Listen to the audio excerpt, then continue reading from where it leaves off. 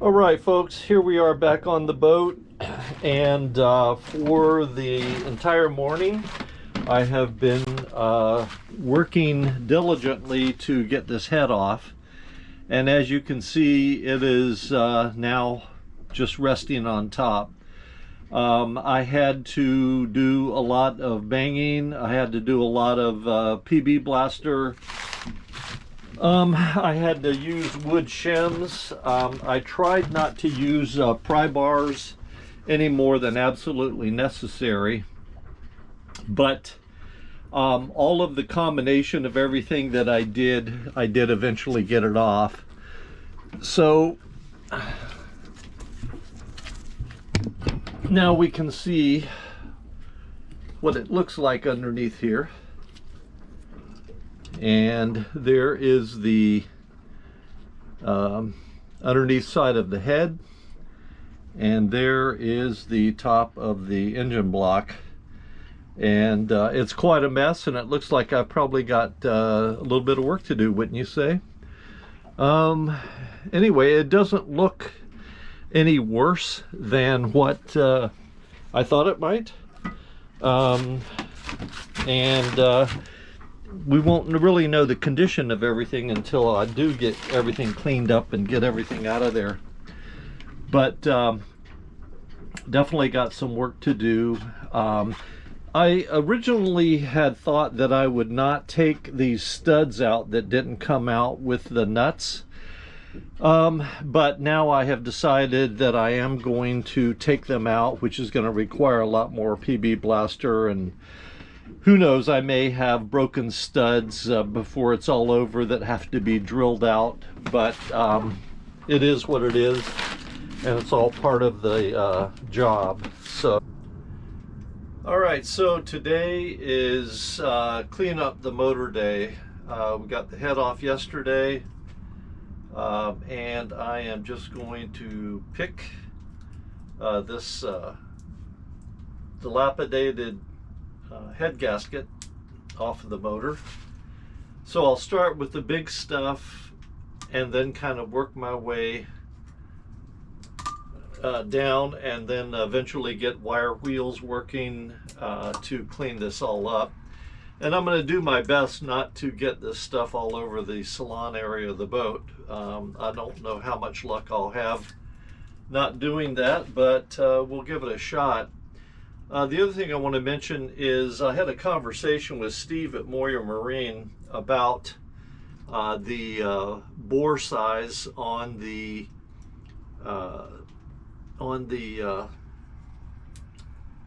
cylinders, and I was wondering if I was going to need oversized rings. So I checked the manual, and the manual said that the bore size should be 2.562. I got 2.558, and that is close enough, I believe, to indicate that I need just standard size rings and not oversized. So I don't think that these cylinders have been bored. So I'm going to continue on here, just kind of cleaning up, and eventually get to the point where I take the side plate off where the valves are accessible, and I'll take the plate off the other side where the water jacket plate is. So just a big old mess of stuff to do here until I get everything cleaned up and start actually doing some work.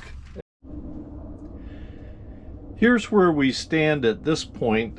I've taken the valve cover off, and that's the condition that that's in. Nothing unexpected or damaged or cracked or anything. And then here's the top of the motor after I've done an initial cleanup.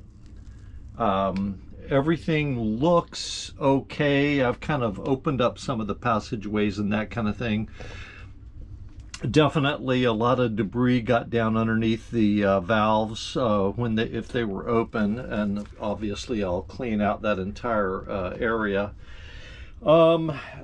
And then here you can see the bottoms of the valve stems and the valve springs and all that kind of thing. And so what I'm going to do next is take the valves out using a valve spring compressor. I may end up having to take the fuel pump off. I was hoping not to, but if I have to, it's not a big deal. I'm just trying not to take off any more than absolutely necessary. Now the other side of the motor still looks as crappy as it did before, so I've still got cleanup to do over there, but one side at a time, one section of the motor at a time. I have the valve spring compressor in place. As you can see, if you've never done this before, this part of the compressor holds the valve down while the underneath side pushes up on the valve spring. That exposes the keepers that you can see sitting here. The keepers are what keeps the valve inside the spring. And so now we'll release the valve spring.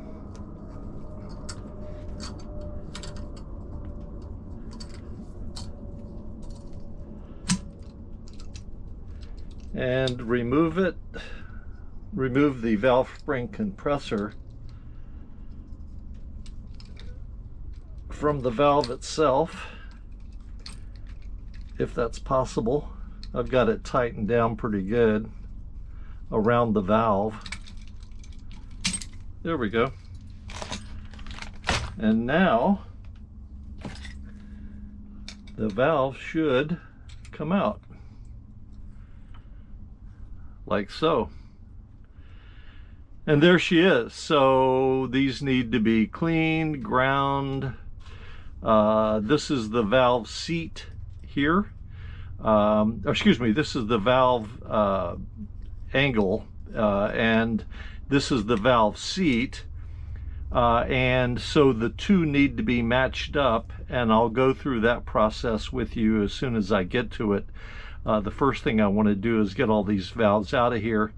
I'll be taking them home along with the valve cover and cleaning all of that up and getting these ready to be put back in. I hope and expect to be able to use the same valves that were in here, but I'm open to replacing them if that in fact needs to be done. So number one is out, and we'll continue from there and see if we can get them all out. Here we are currently. The top of the head, or excuse me, the top of the cylinder block is cleaned off.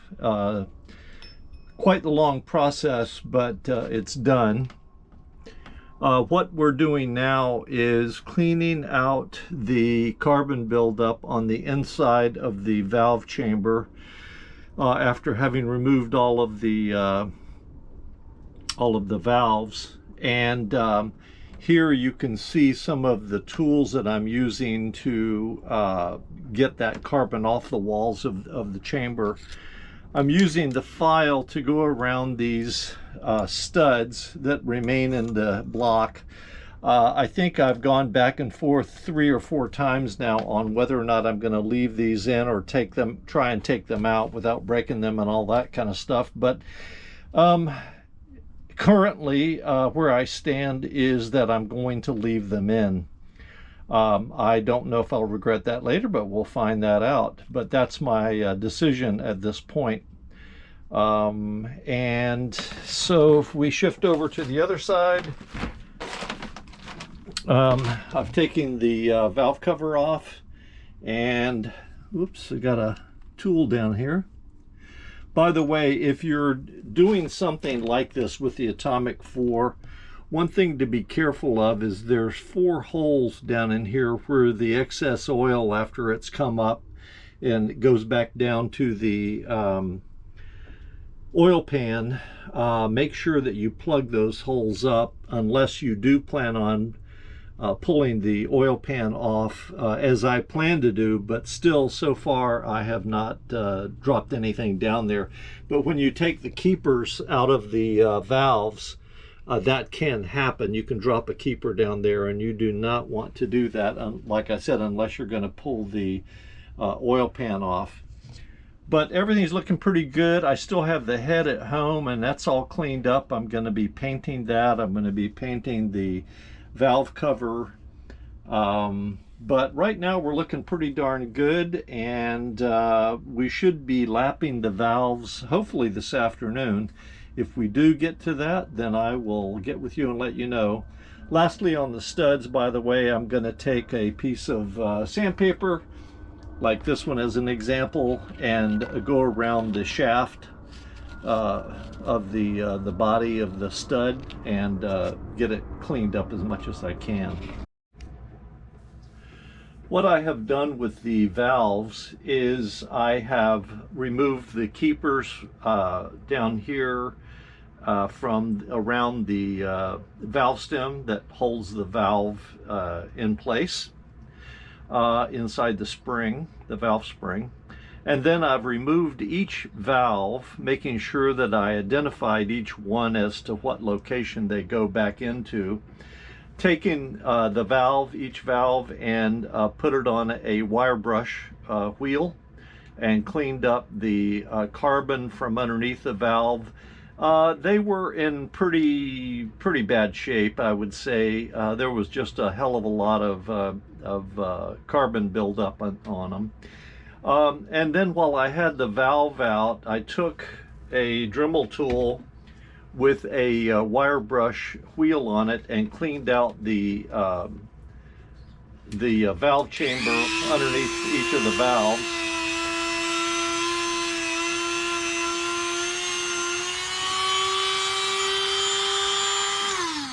Like so. And then of course went in with the vacuum to you know, get all the carbon dust and everything out of there. And then to lap the valves, I used a lapping compound, which in this case I used the valve grinding compound from Permatex. Just put a little bit on the end of my finger like so. Put just a light coating of the valve grinding compound, and I only put it on the valve side. Not on the valve seat itself. Put the valve back in, and then this is pretty cool. This is a table leg. And I'll be honest, I stole this idea from another YouTuber, but it's just a table leg, and then I glued a fender washer to the top of that, put it in my drill bit, and then once the lapping compound is on the valve, then I just put this on here and lapped each valve. And then I went back, pulled the valve out, cleaned up all of the lapping compound from it. Then I put some lubrication, in this case the engine assembly lube, and I put that on here, put the valve back in, and did the same thing all over again. It really created a nice looking seat, both on the block as well as on the valve. So all of the valves have been cleaned up. My project right now is to get some spray cleaner and clean out the compartment here where the valve cover goes, and all of the lifters and everything are underneath there. Clean that out, and then once that's done, then we're totally done with cleaning up and preparing the valve side. I have decided, and I think I'm going to stick with this, I'm not going to put the valves back in. As far as putting the keepers back in place on the valve stems, I'm going to wait until I have gone into the inside of the engine from the bottom and remove the pistons, piston rods, and put new rod bearings in, cleaned up the pistons, and then finally put new rings in. And once that's all set, then I'll come back behind and go ahead and permanently attach the valves with the keepers. But that's where we stand for right now. And so I'll do this over here, and then I'll be shifting to the other side to do the water jacket side plate and see what it looks like in there, and I'll show you that when I get there. All right, I just got the water jacket plate off. This is what it looked like before, and this is what it looks like after it's out. The first word that comes to mind is slurpy. I think it looks kind of slurpy and muddy and pretty damn gross in there. So I definitely have some clean out to do, no doubt about that. But the last time I took this cover off, it looked like there was just a wall there and there wasn't the opening, and I scratched my head trying to figure out what was going on. And then I started kind of poking at it with a screwdriver and realized that it was just a wall of dried crap. And at least it's open now, even though it is slurpy looking. So got some cleanup to do over here. One of the things that I'm also doing while I have the engine apart is I'm going back and cleaning up all of the threads on the studs. So these that remain behind that I didn't pull out, I've already cleaned these up, and boy did it need it. This is the last one here, and if you watch the material, if you can see it, if you watch the material that gathers at the bottom of the stud, you can see what I'm talking about in that this really needed to be done. So I'll clean the threads on all of the studs at the top where the head bolts go in, and then I'll take a tap and do all of the holes where the other studs screw back into. But I think it's real important to do that. I think one positive feature of doing that is that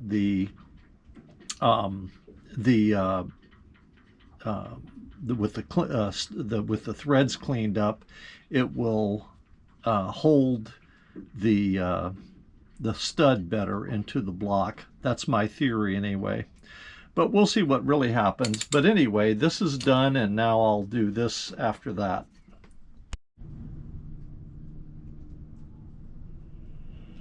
Well, progress has been made. As you can see, what's different from the last time that you saw this motor, number one is it's standing on end, and number two, I finally got the oil pan off. It was not easy at all, I will tell you that. I've done banging, wedging, and anything that you can imagine to get this thing off. One of the more disappointing parts is that I had to remove the oil pan from underneath the rear seal, or at least the gasket underneath there, and I'll take a look at it when I lay the engine back down.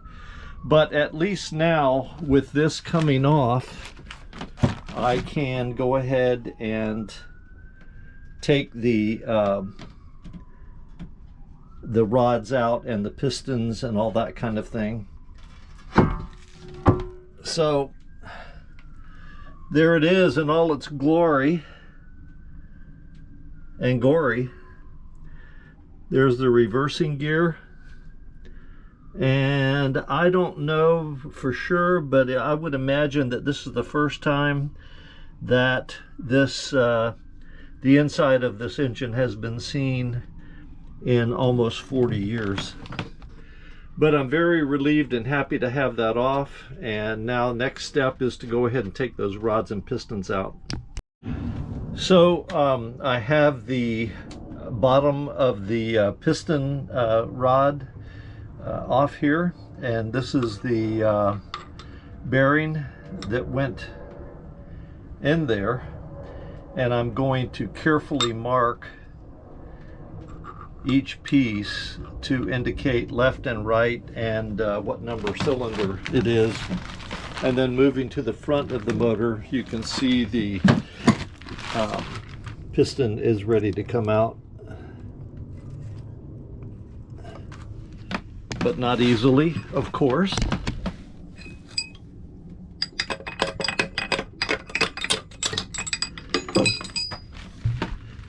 There we are. And there we have a piston and a connecting rod. So just repeat this procedure 4 times, and I will have everything out ready to move on. Okay, I just wanted to show you, I'm putting the rings on the last piston here. I've already put them on the other 3. And I have to say, it's kind of an unnerving experience doing this, because they are brittle, they do break, and my advice to anyone doing this is to definitely get a pair of the ring spreader pliers, because I tried taking the old ones off just using my fingers, and I think I broke all of the rings except for one. So definitely use these, but so far I've put the oil ring in, and now I need to put the keeper rings in on the top and bottom.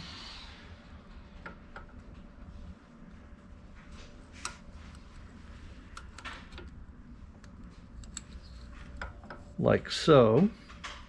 And I put them over to the side of where the oil ring, the center oil ring is, so that there's no leakage. And then the other one goes on top.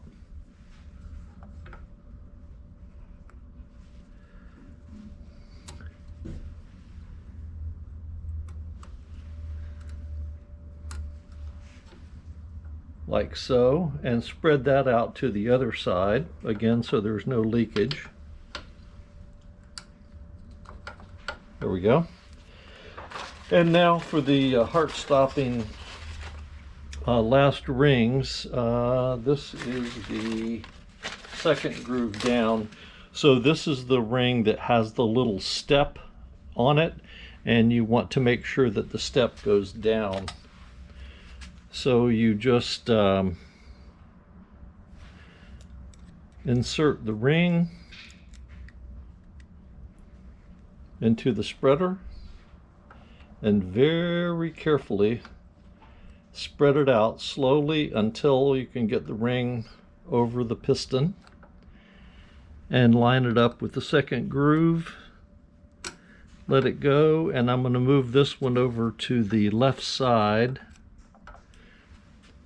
And then the last one, praise the Lord. What's wrong?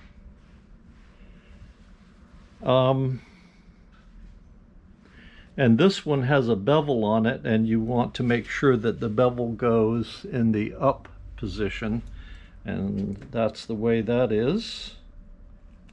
Put that in place. Spread the ring out. And voila, we have brand new rings on 4 pistons. And I'll put the compressor around this and oil the cylinder up real good after I hone it, and this part of the project will be done.